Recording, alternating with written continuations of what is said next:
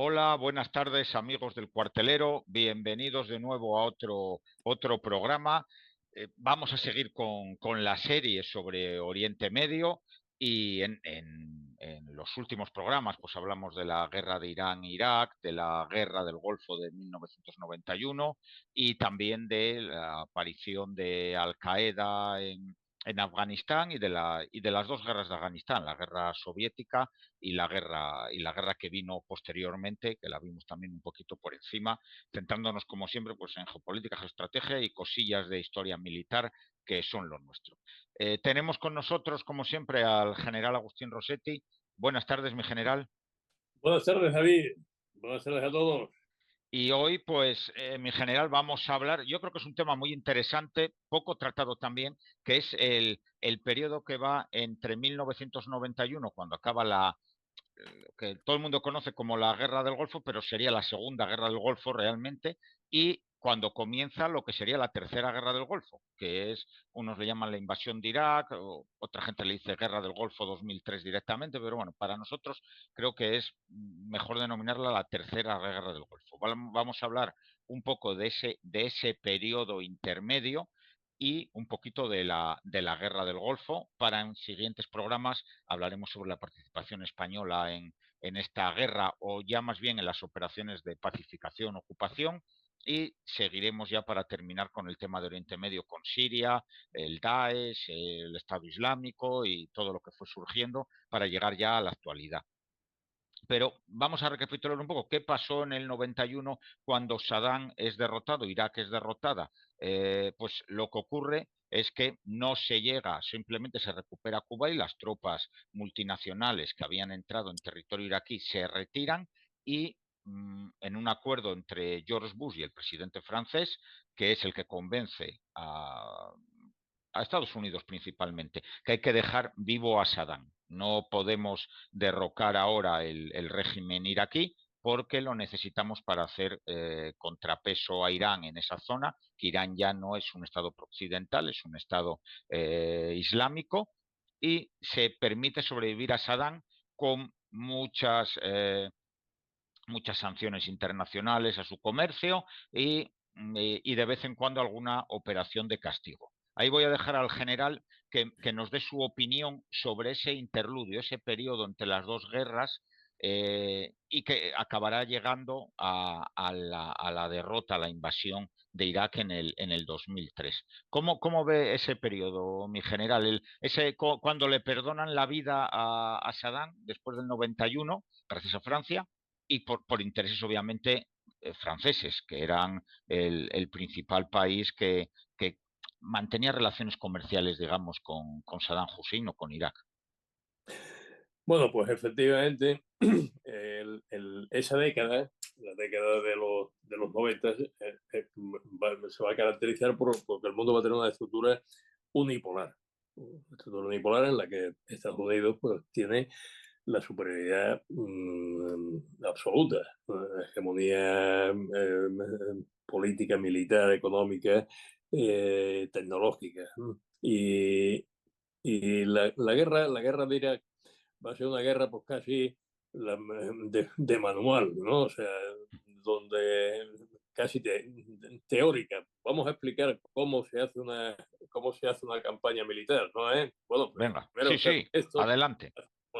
fuerzas, después se le da todo el apoyo logístico con mucho tiempo, sin tener la presión de las circunstancias, pues tienen una libertad de acción absoluta, vienen los aliados, entonces pues hacemos un despliegue, concebimos una maniobra, la llevamos para que se apruebe, etcétera, y tal, ¿no?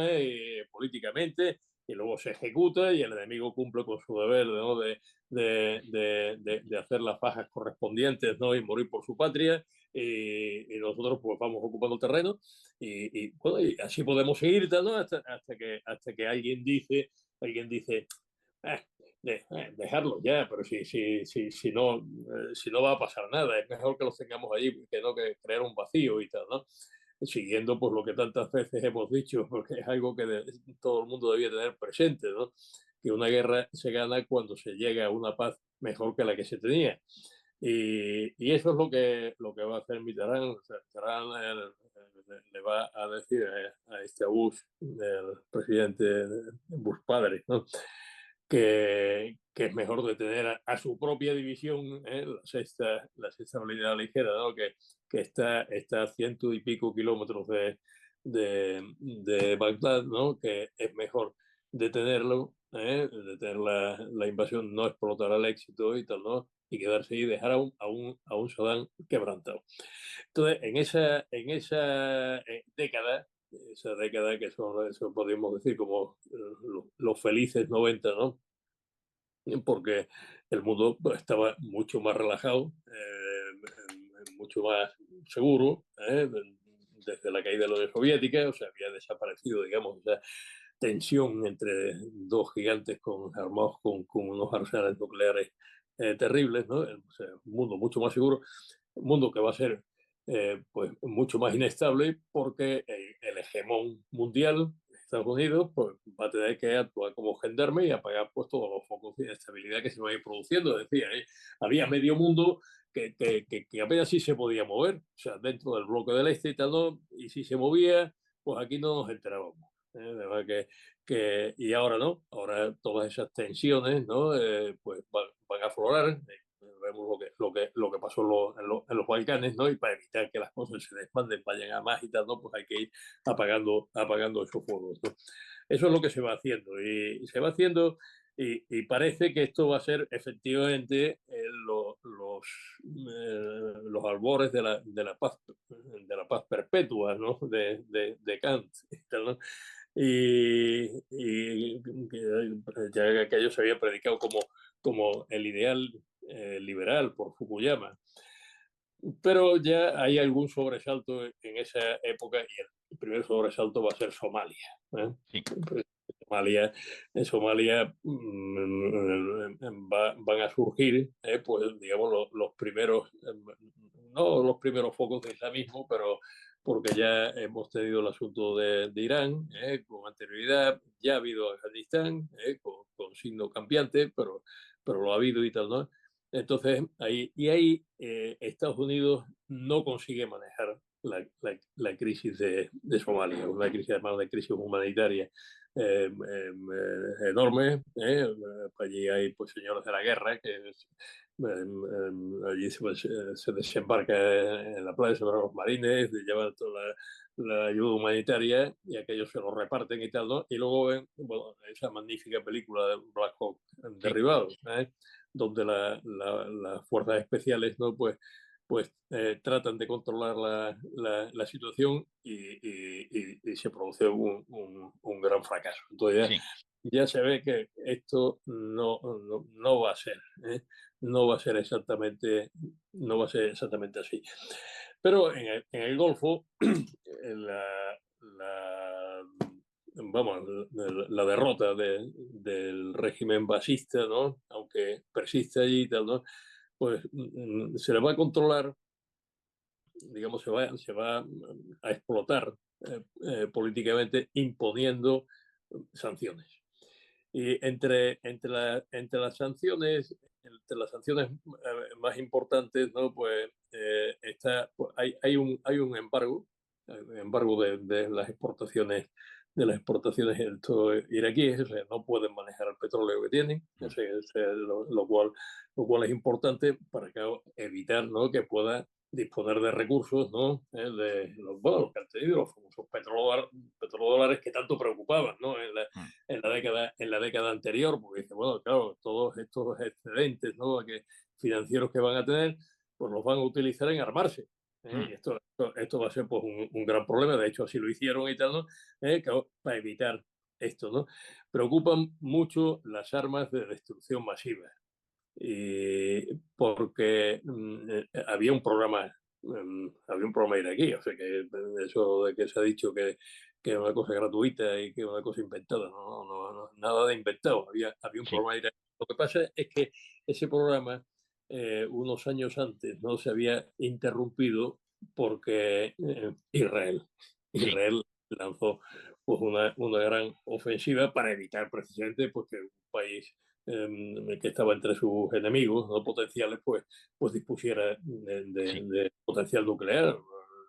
Sería catastrófico un poco lo que está pasando ahora con Irán, y nadie parece estarle haciendo mucho caso, la verdad. Sí, Y tal, mi ¿no? general tenían un programa nuclear, tenían un programa químico que sí estaba mucho más adelantado. También Habían empleado las armas que químicas contra los kurdos y en la guerra Irán-Irak, como las comentamos, emplearon, ahí que está. las emplearon. Y un programa también muy potente de armas de artillería, que es una curiosidad. Lo que pasa es que sí se desmantela en cuanto acaba la guerra del Golfo, es controlado por los inspectores de la ONU, que eran unos cañones con un inventor que era Gerald Bull, que fue uno de fue realmente el que inventó los proyectiles de largo alcance de artillería, los Base Blitz famosos de ahora, fue él. Este hombre le asesinan en el año 90 en Bruselas, creo recordar, el Mossad, porque él trabajaba para Sí, los iraquíes y estaba realizando unos cañones de largo alcance, que hablaríamos de cañones de más o menos 900 milímetros de calibre. Tenía un prototipo de 350, uno de 900 que estaban haciendo, y su alcance iba a estar en unos 750 kilómetros. Eran armas bastante potentes, y ese hombre, como curiosidad, trabajó en España. Lo tuvimos en España, es el SIAC, el famoso bus de ruedas que tenemos en España de 155 milímetros. Ese, cuando hubo un concurso, se presentó Santa Bárbara, y la empresa de Gerald Bull, que estaba asociada con, es una empresa sudafricana, que era, él trabajaba para los sudafricanos, que estaba asociada con Explosivos Río Tinto. El concurso lo gana Santa Bárbara, pero resulta que el prototipo, vamos, la pieza que sale no se parece al prototipo de Santa Bárbara, es clavada al prototipo de Gerald Bull y el sudafricano, y eso es nuestro SIAC de 155 milímetros, que realmente es un arma de Gerald Bull, que es buena pieza, no, una cosa no yo, quita la yo, otra, yo pero es conocí, curioso la participación de ese hombre yo en conocí España. el desarrollo, pero esa historia no Sí, me la sabía. sí, Lo vi en Santa Bárbara, en claro. San Carlos. Sí, sí, está el prototipo de Santa Bárbara, está en San Fernando, en la base de San Fernando, de donde está el Rasta 4 de artillería. Allí Sí, está el sí. prototipo, si no lo han desguazado, espero que no. Y ese era el prototipo de Santa Bárbara, pero realmente no es, Debía no, ir a un museo. Sí, era un sí, híbrido de muchas eso cosas. es. Eso es un híbrido, pero lo curioso es que cogieron el de Gerald Bull. Me imagino que hubo bajo manga acuerdo con Gerald Bull y le pagaron por usar Tenía su. los elementos del Tampela también. O sea Sí, que sí, sí, es una mezcla, pero bueno, la habían fusilado amalgama. y yo no sé cómo los habían sacado, pero bueno, ahí está. Sí, sí, ahí está, sí, sí, funciona. Pues es curioso lo de Gerald Bull con los iraquíes, pero bueno, lo que hablábamos es que Irak sí tenía un programa nuclear en Claro. ciernes bastante potente y un programa químico muy peligroso. Entonces, claro, hay una resolución muy importante del Consejo de Seguridad que es la 687 del 91, o sea, que es a raíz de la guerra, de terminación de la guerra, que impone a Irak el fin de sus programas de armas de destrucción masiva, y se produce una verificación. O sea que, bueno, de hecho, bueno, han sido derrotados, pues no les queda más remedio pues, que admitir en aquel momento, ¿no?, que vengan los inspectores de Naciones Unidas pues, a comprobar que efectivamente pues, eso se está cumpliendo, ¿no? Bueno, ya hemos dicho que había un embargo, que había esto, que había esto,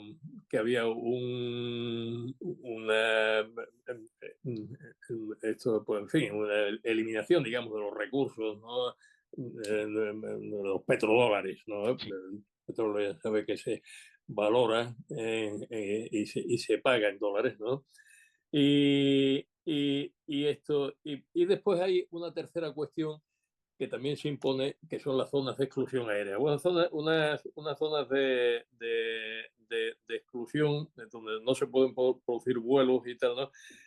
Sobre el cielo iraquí, en el norte y en el sur. El norte para proteger a los kurdos, que sí. ya había padecido lo suyo, y en el sur para proteger a Kuwait, claro, o sea, que no se reprodujeran estas cuestiones. Y ahí hay fuerzas aéreas, ¿no?, de Estados Unidos, del Reino Unido y de Francia, que son los que están patrullando esos cielos, ¿no? para impedir que se produzcan vuelos iraquíes. Bueno, pues estas son las medidas que fundamentalmente se imponen a Irak, que realmente pues son unas medidas muy duras, ¿no?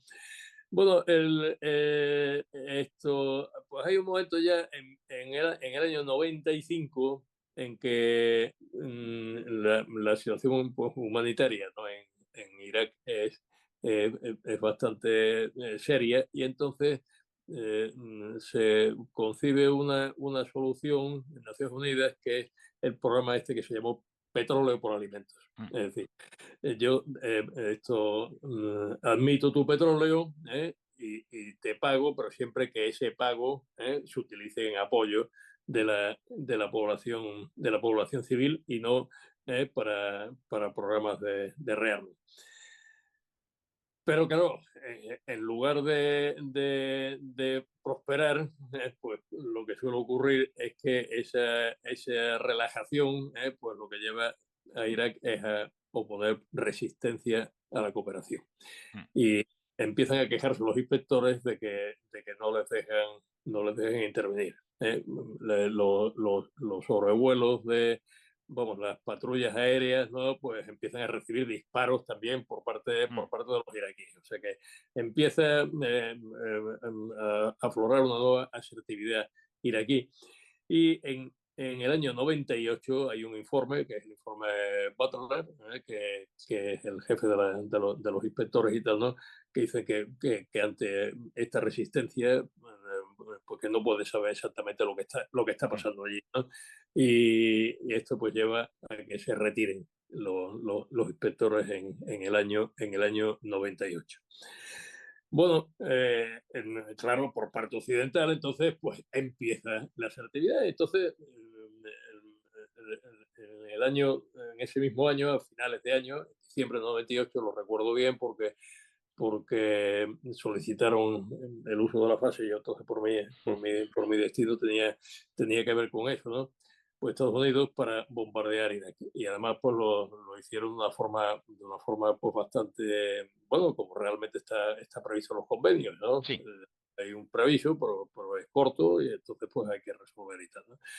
Estos fueron los bombardeos que se llevaron la operación Zorro del Desierto. Esa operación Zorro del Desierto a lo que iba era a quebrantar las capacidades militares iraquíes. Y se van intensificando los bombardeos durante ya el año 2001, sobre todo cuando a raíz de septiembre, los ataques de Al-Qaeda contra Nueva York y Washington.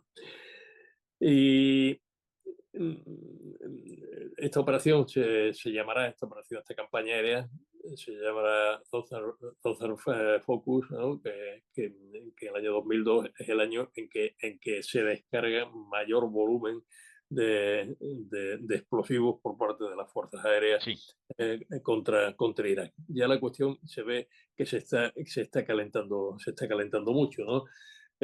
Por parte de Naciones Unidas, bueno, por parte de Naciones Unidas, ¿no? Como les han expulsado sus inspectores, pues parece que esto, en fin, que podía estar dispuesto. Sin embargo, Boutros Ghali, o sea, el secretario general, pues en vez de calificar que estas operaciones aéreas son ilegales, que no tienen cobertura por parte de Naciones Unidas, y empieza a apuntar lo que va a ser un principio del fin de la unipolaridad, porque no todo el mundo va a estar de acuerdo con esto. Bueno, en el programa anterior hablamos de Afganistán. O sea que inmediatamente después del ataque a las Torres Gemelas, en cuestión de nada, en cuestión de un mes, están Sí. allí Estados Unidos en Afganistán, y se declara lo que se llama el eje del mal. El eje del mal que pasa por Irak, Sí. precisamente, ¿no? Y se empieza a señalar ahí, pues en estos años, ¿no? Y con toda esta campaña aérea, a Irak como un país que presuntamente no solamente está encubriendo su desarrollo de armas de destrucción masiva, sino que está apoyando a Al-Qaeda.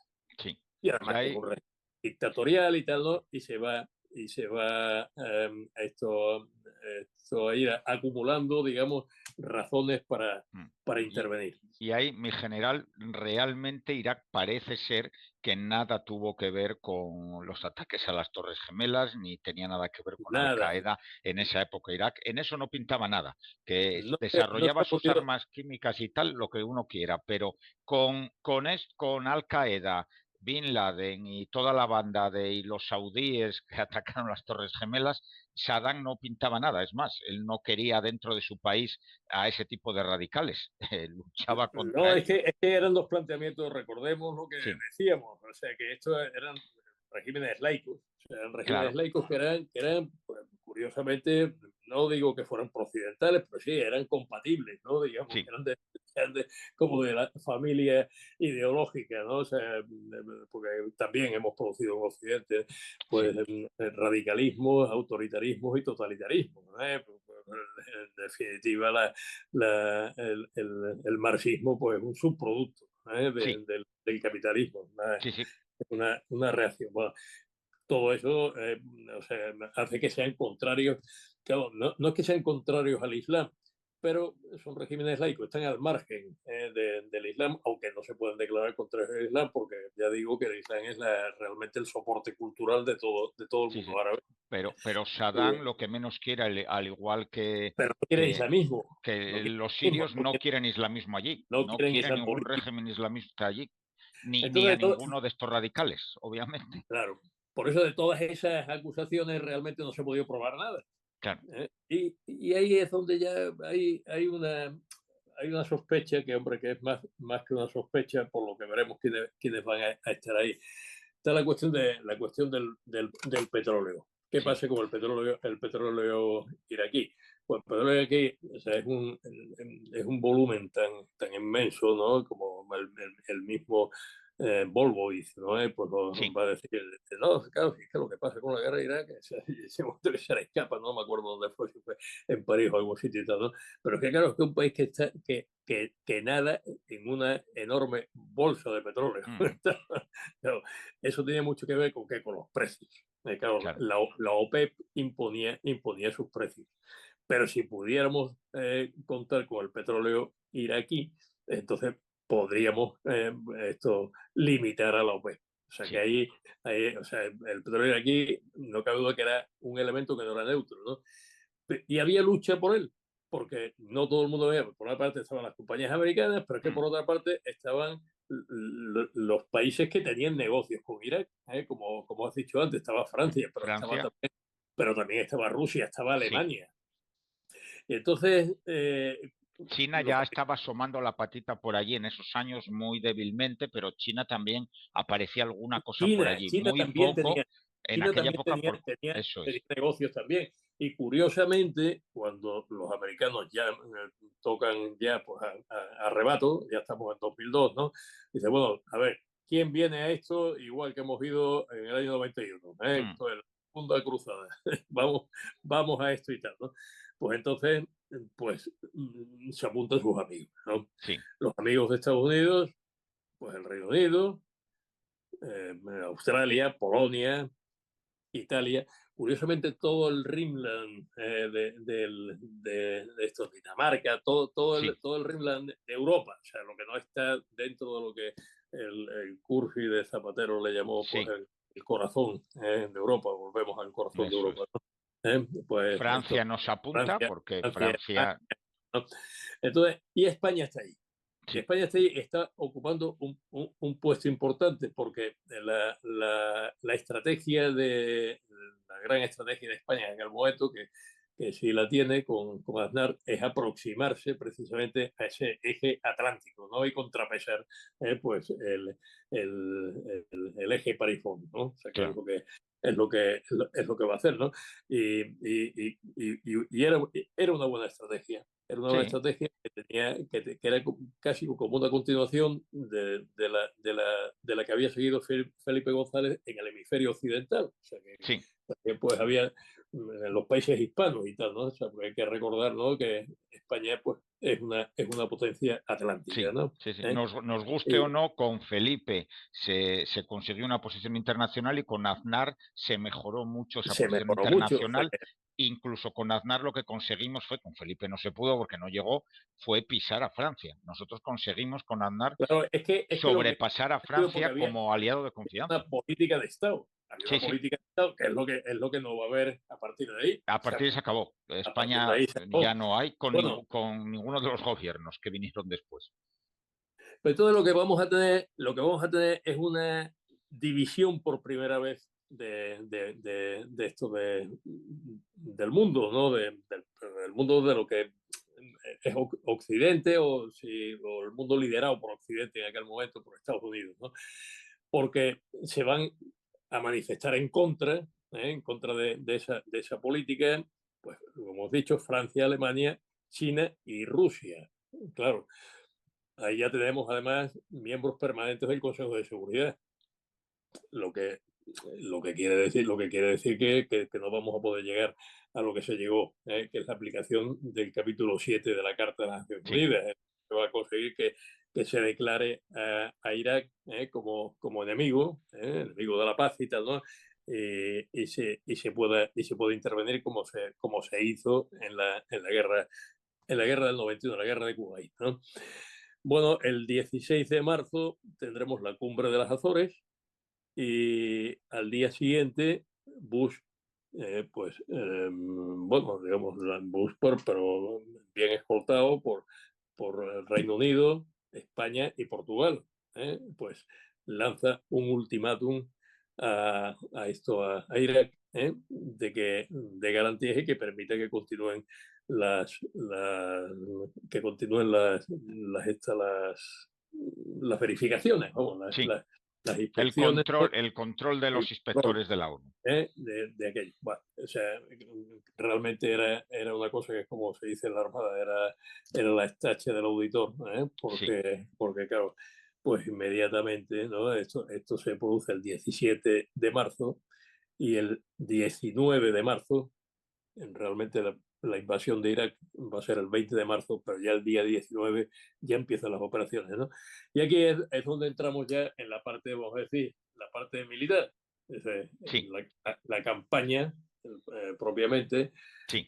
de invasión de Irak. Que podemos empezarla. Si me deja comentar una Sí, cosa sí. antes, durante esos años hay una cosa que surge, que es el tráfico ilegal de petróleo, que Irak lo exporta petróleo fuera del control de los aliados de las Naciones Unidas y lo exporta a través de Siria y a través de la frontera con Turquía. Son trailers, camiones que exportan petróleo de manera ilegal. Obviamente los beneficios se los queda Irak y eso llevará con el tiempo, cuando pasemos esta guerra, llevará a ser una de las fuentes de financiación de los movimientos islamistas que están en Siria, el Daesh famoso, el ISIS, todo eso se van a financiar en gran parte por ese tráfico, porque esas redes de tráfico ilegal de petróleo, cuando cae Irak en el 2003, esas redes permanecen y seguirán financiando, pero pasan a estar controladas por islamistas y ya no por ningún gobierno. Los gobiernos que quedan en Irak pues lucharán contra ello,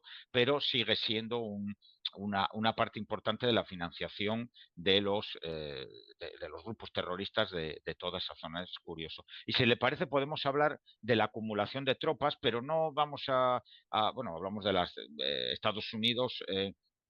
Lleva a esta zona que se comienzan a acumular tropas y finalmente se llegará a acumular por las tropas aliadas más o menos 500.000 de hombres, unos 500.600.000, Mm. no tropas de combate, sino la mayoría es tropas logísticas, son 450.000 norteamericanos, 50.000 británicos, 2.000 australianos, polacos son muy pocos, 200, son fuerzas especiales polacas, y van a reclutar a casi a 80.000, 90.000 kurdos, que van a unirse bajo el mando de unidades de operaciones especiales norteamericanas, que son los famosos equipos A, la serie famosa del equipo A. El equipo A realmente eran una parte de un subnúcleo de pelotones, que son en lo que se dividen las fuerzas especiales americanas, que son grupos de 12 que manda un capitán y tiene, pues, el resto son todos suboficiales, sargentos primero, brigadas, tal, y son 12 que están en lo que están destinados es a encuadrar a grupos de hasta tamaño batallón, 600, 700 personas de irregulares, adiestrarlos y llevarlos al campo de batalla. Pues esos equipos A se despliegan con los kurdos y llegan a encuadrar a 70.000 kurdos que luchan desde el norte de Irak, que avanzarán por ahí. Desde el sur entrarán, pues, las divisiones norteamericanas. La británica se dirigirá hacia la zona de Basora. Hay alguna operación especial anfibia y tenemos también, pues, lo que entra desde el sur, sobre todo es la 101 aerotransportada, la primera división de marines y la tercera de infantería, que es infantería mecanizada, pues son los que entran desde el sur siguiendo los ríos, el Tigris, el Éufrates hacia arriba y se van hacia Bagdad. Y después, desde la zona de Siria, van a acabar entrando también, pues, fuerzas especiales y una unidad ligera, la 173 Brigada Aerotransportada, que estos realizan saltos en paracaídas, y parte también de la 82, que van a estar en esa zona de ahí, y van a avanzar por el oeste hacia Bagdad también. Irán ocupando el país en un periodo muy corto. Comento ahora la fecha, que no me acuerdo, el 20 de marzo del 2003, y la guerra termina el 1 de mayo de 2003. Estamos hablando, pues, lo que es la guerra, pues un mes, escaso, mes y poco, cuando se declara ya la guerra por finalizada. Pero para esto hay que acumular logística. Y podemos hablar un poco de la logística del 91 y un poco de diferencia con la logística del año 2003. En el 91 hay un general, el general Pagonis, que es el general encargado de la logística por Suarkov en la guerra del Golfo, en la segunda guerra del Golfo, la del 91, y este señor, pues, se encarga de todo el mundo de la logística y revoluciona un poco la logística del ejército norteamericano. Él la copia un poco o medio inventa la logística de las compañías privadas, como la que tiene hoy en día IKEA o los grandes almacenes o Amazon.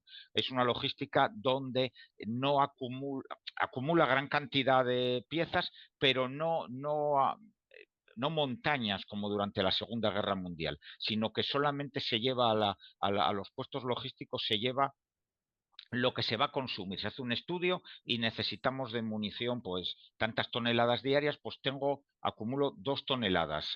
Si necesito 1 tonelada, acumulo 2, pero no acumulo 10 toneladas. Eso lo voy, eh, lo voy trayendo cuando yo lo vea necesario. Parece ser que funciona bastante bien esa logística.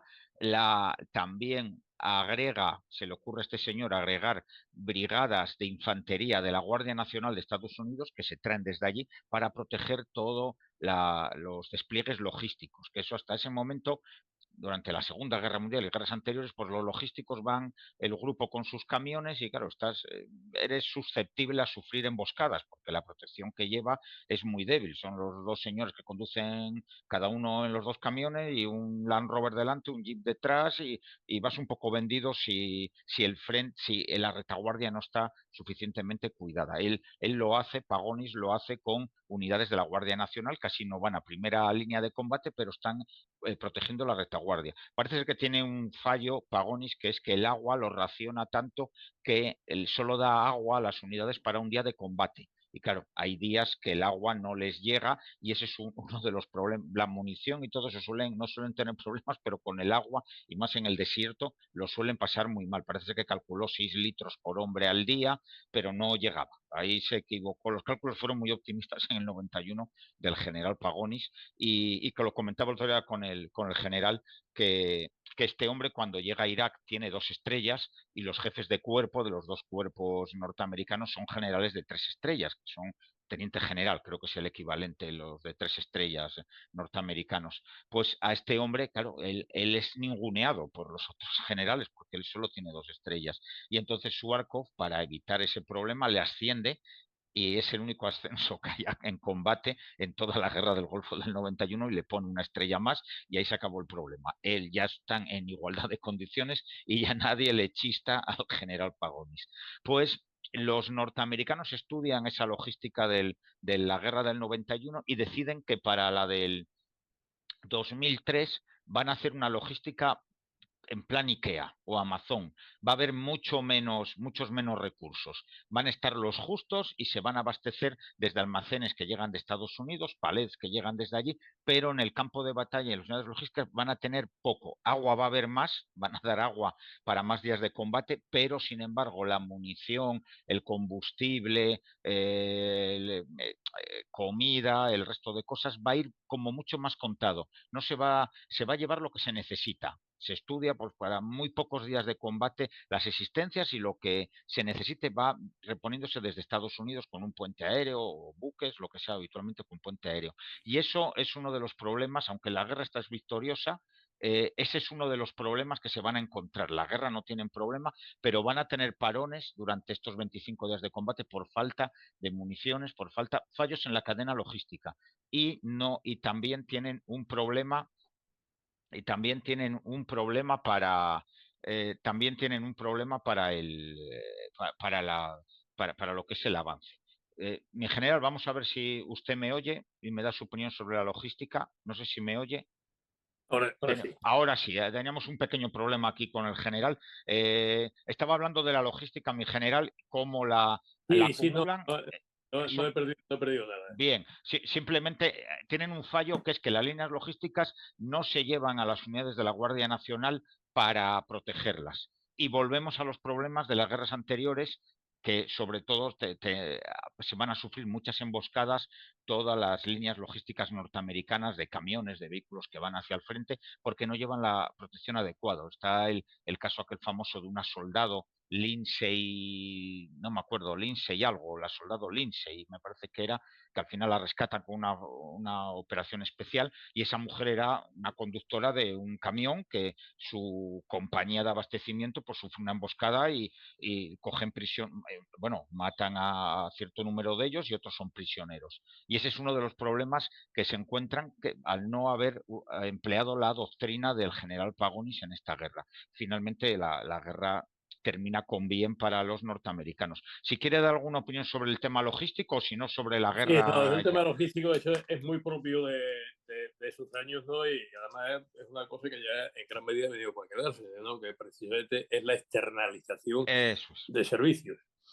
Es decir, se externaliza pues gran parte de la logística, ¿no? O sea, yo, a mí no me ha convencido nunca este sistema A mí precisamente tampoco. por ese motivo, porque claro, te pones en manos de compañías privadas que en un momento determinado pues pueden no asumir los riesgos del combate, los riesgos de una campaña y tal, ¿no? Y dejarte colgado no solamente con temas de aprovisionamiento, sino también de mantenimiento. Sí, Incluso se van a extender también con esta cuestión a temas de seguridad, por la water, por ejemplo, ¿no? sí.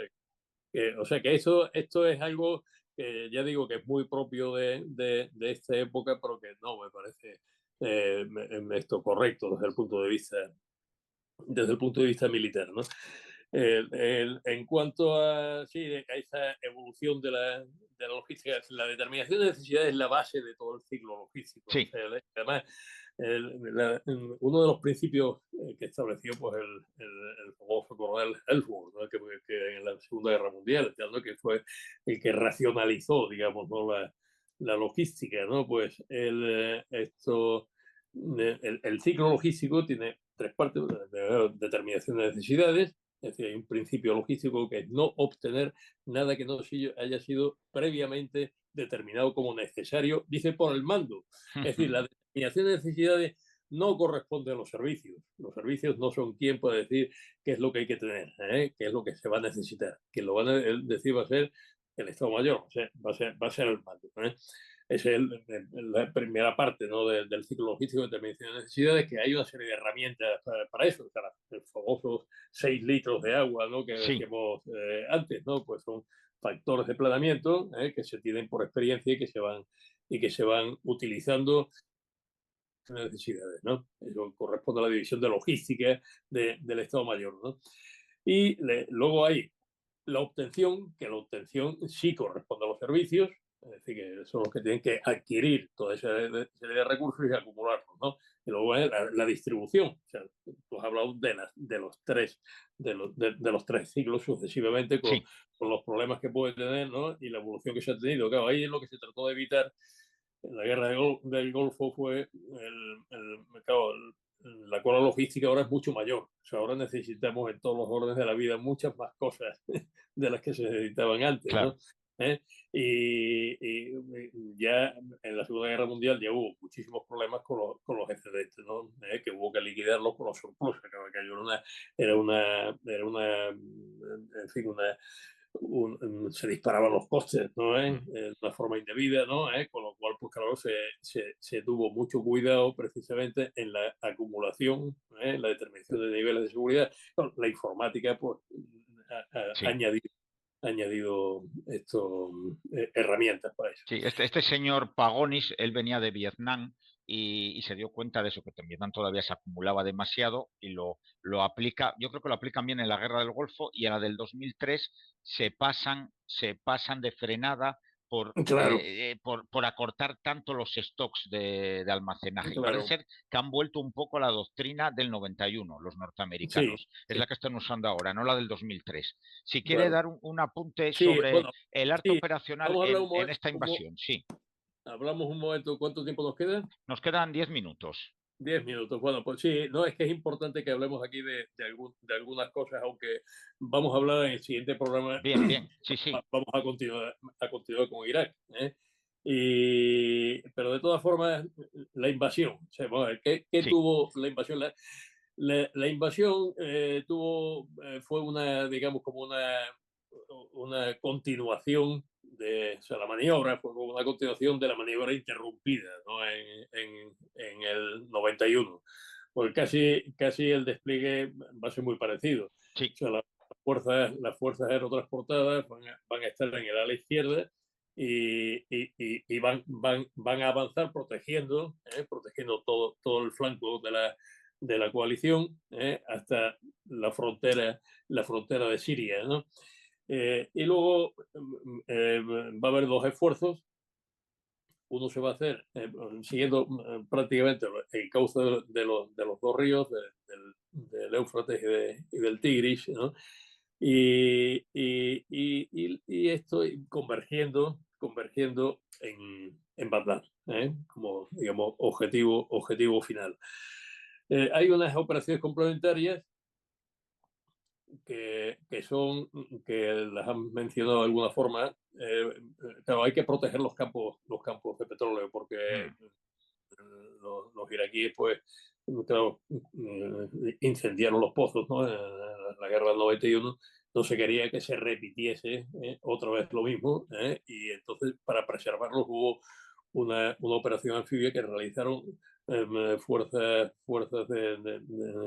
anfibias del Reino Unido, mm, con algún pequeño componente, bueno, australiano y polaco, sí, que fue en la zona de Basora.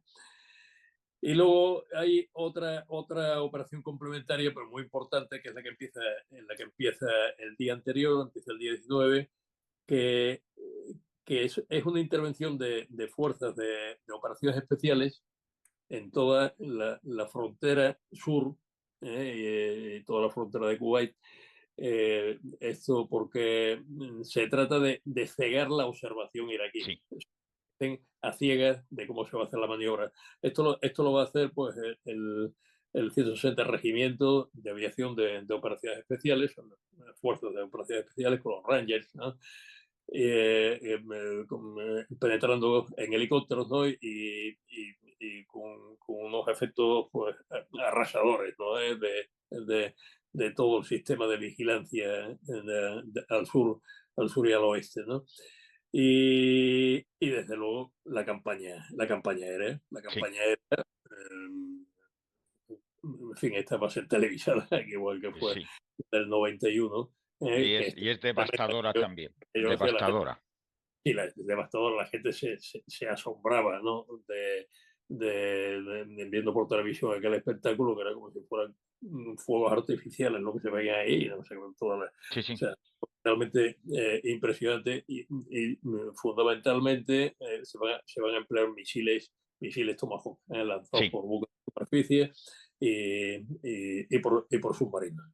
Yo esa campaña la seguí en directo, la del 2003 la pude ver en la tele y era impresionante. La del 90 también se dio en la televisión, pero yo ahí, También se ve televisión. yo por ahí andaba a paso ligero. En el 90 yo estaba, cuando fue la campaña, yo estaba a paso ligero con la cara pintada por los montes y no me dio tiempo a ver nada, no nos dejaron ver nada.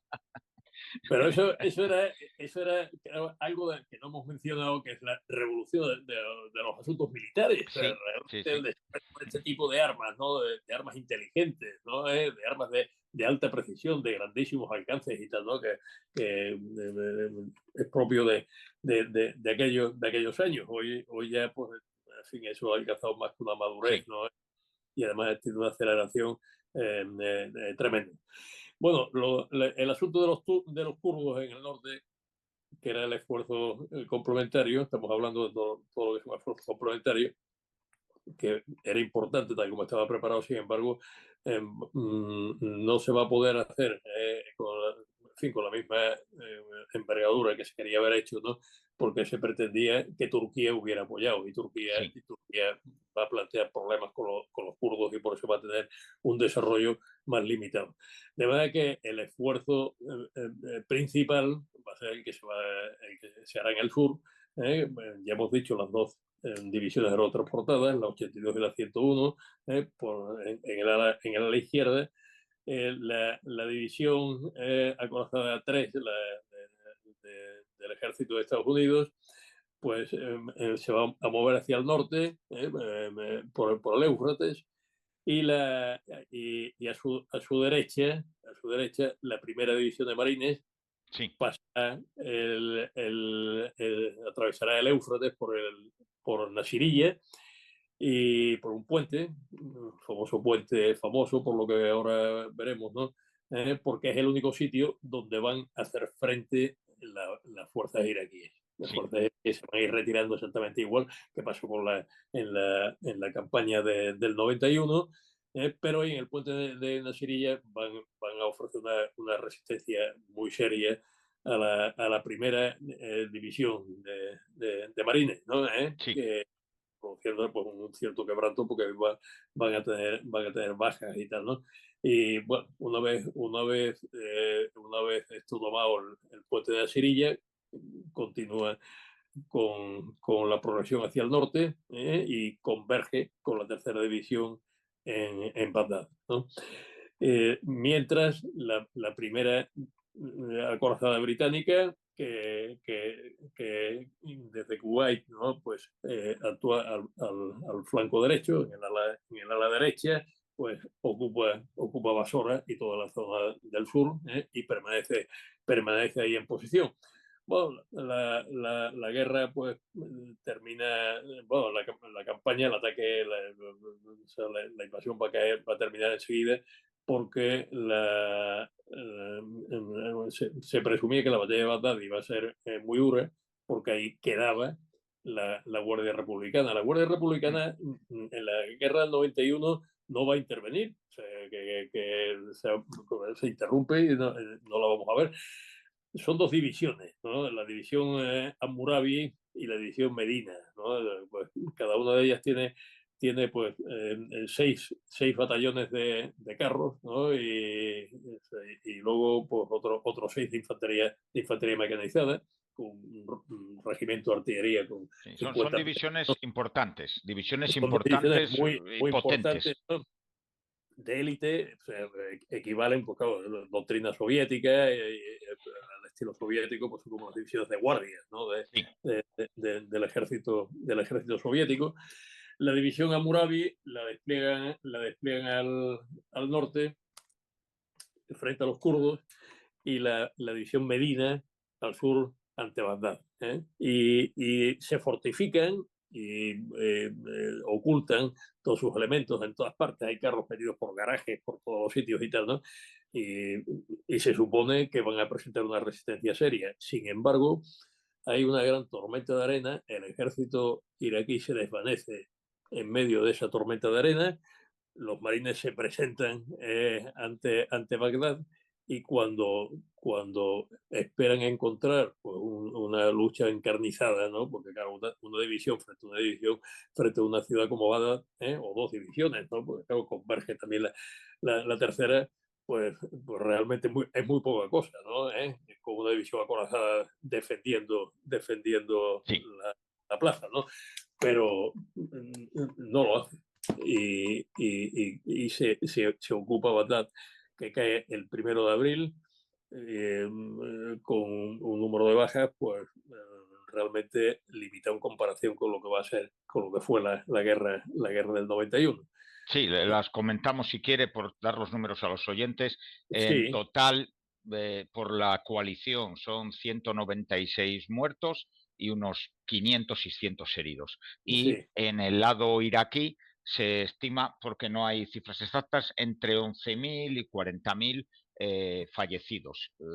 Obviamente heridos, pues tenemos pues 3 veces más, tranquilamente cerca de 80.000, 90.000 heridos por el fuego que soportaron. La coalición pues se enfrentó a esos 500.000 soldados contra más o menos 1 millón y pico de iraquíes, pero bueno, ya hemos visto que el poder aéreo les acabó con ellos y después pues los pocos combates que hubo a campo abierto pues fueron barridos por las tácticas de los aliados en este caso, sobre todo norteamericanos. Bueno, el ejército iraquí se desvanece, se desbanda, se piensa que bueno, no han sido simplemente deserciones y tal, ¿no? Sino que Sí, incluso se ha desbandado a propósito, porque es sí. resistencia, una guerra de guerrillas y tal, ¿no?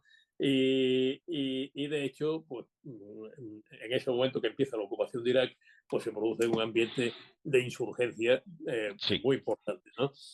Ese es el momento en el que hay que organizar la ocupación. Y por Mm. organizar la ocupación, pues ahí intervienen y se despliegan otros ejércitos aliados. España no ha querido participar en las operaciones militares de la guerra. Esto es algo que se dice siempre, bueno, es que fue una guerra ilegal y tal. ¿No? España participó en una guerra ilegal, ¿no? España no participó en una guerra ilegal, pues sencillamente no participó en la guerra. No había nadie. Nosotros Lo que no sí hubo, teníamos a nadie allí. lo que sí hubo fue una resolución que es la 1515 de Sí. octubre, de Naciones Unidas, que recomienda cooperar con la coalición en la ocupación directa. Sí, y De verdad que España participa en la ocupación. España, esta ha sido una de las mayores mentiras que se han dicho y bueno, pues es conveniente, es Sí, conveniente dejar las cosas claras. saberlo para poner las Sí, cosas en su sitio, ¿no? De verdad sí, sí. que estaba. Sí, sí, que a uno le gustará más o menos, pero la realidad es que nosotros en la Esa, guerra no estuvimos, esa estuvimos es en la la realidad. ocupación. No Y ya estuvimos está. en la guerra, sí estuvimos en la ocupación, pero la ocupación sí que estaba cubierta, a diferencia de la Por la guerra, ONU. recomendación, o sea que no era algo con la misma fuerza Sí. que había tenido en la guerra del 91, pero sí era una recomendación, en virtud de la cual España, pues siguiendo esta recomendación de la comunidad internacional, pues desplegó sus Y tropas ahí. eso, mi Sin general, lo embargo, vamos a ver en el próximo programa. en el próximo programa hablaremos de la ocupación y de todo esto que pasó y particularmente ya adelantamos que ahí el año 2004 va a ser un año crucial, ¿no? Y es donde más nos detendremos porque hay varias batallas que son importantes, ¿no? Sí, Son la batalla de Faluya, hay dos batallas de Faluya, una primera sí. perdida por la coalición y una segunda ganada, ¿no? Y en medio ahí está, paralelamente a la batalla de Faluya, es la batalla de Nayaf. En la Que ahí batalla de estamos nosotros. Nayaf es donde está el contingente español. Contingente español que consiste en una brigada, que organiza una base, que es la base Cervantes, ¿no? Que Sí. tiene pues, un batallón del Salvador, entre otras unidades, ¿no? Y España no quiere el mando de la división. el gobierno español, claro, ante la que se había montado aquí en España, ¿no? Contra la guerra, el no a la guerra y tal, ¿no? Pues absolutamente no quiere el mando de la Sí, división, porque bueno, una vez que tenemos ahí una brigada que más daba tener la sí, división, él no quiere el mando de la división y entonces lo asume Polonia. ¿Verdad? sí, Que España va a estar encuadrada, la brigada española, en una división polaca, que tiene pues, una brigada también de Polonia y tal, ¿no? sí. Y ahí es donde va a producirse pues, una serie de ataques en Nayaf, que van a llevar pues, a una intervención, un enfrentamiento en combate, ¿no? Entre tropas españolas, ¿no? La revuelta de Al-Sadar, ¿no? Y ahí, mi general, ya lo dejamos para el Ahí, próximo ahí, programa. ahí, ahí lo dejamos, ¿no? Porque hablaremos de todo eso, ¿no? Y de Eso la es. sanidad, que a partir de ahí pues, se va a ir produciendo gradualmente. España va a ser la primera en romper filas, ¿no? Sí. Y bueno, ya continuamos con el Eso, asunto. continuamos en el próximo programa y solo voy a señalar una cosa, nos queda un minuto.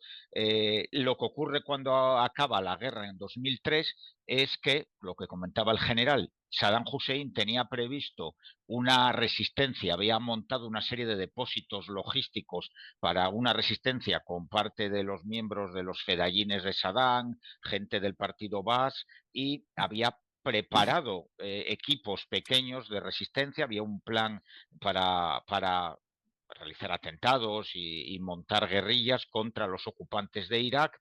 Eh, eso es realmente la mayoría de la resistencia en Irak proceden de esos grupos organizados por Saddam, pero a partir del 2006 esos grupos se desbandan. Cuando Saddam es capturado, ya queda sin descabezado todo ese movimiento de resistencia, que es muy importante. Se calcula unos 20.000, 30.000, Sí, 40.000 hombres. hablaremos de todos los grupos que están ahí. Eso es. Y aparecen unos grupos que se van a aprovechar de todos los depósitos de armamento de los bacistas y de los fedayines de Saddam. Y de ahí Eh, vendrán otros, que es muy curioso. Y con eso, mi general, nos despedimos. Muy bien. Creo que ha sido un programa muy interesante y hemos hablado un poco de todo. Y emplazamos a todos nuestros seguidores para el próximo programa, que seguramente tendremos un invitado sorpresa, no vamos a desvelarlo y va a ser muy, muy interesante. Mi general, pues muchas gracias, como siempre. Pues nada, David, pues encantado como siempre en compartir este rato con la audiencia, contigo y tal, ¿no? Realmente Sí. pues es muy interesante hablar de cosas belicoseras, ¿sabes? Eso es, toda la razón, mi general, y por desgracia siempre se nos hace corto, siempre se nos hace corto y nos haría falta horas, pero la radio en directo es lo que tiene. Muchas gracias al general, muchas gracias a todos vosotros que nos seguís fielmente y nada, nos escuchamos el próximo martes, como siempre podéis escucharnos en diferido en iVoox, Spotify o en YouTube. Y nada, nos escuchamos en próximos programas. Muchas gracias amigos y un saludo.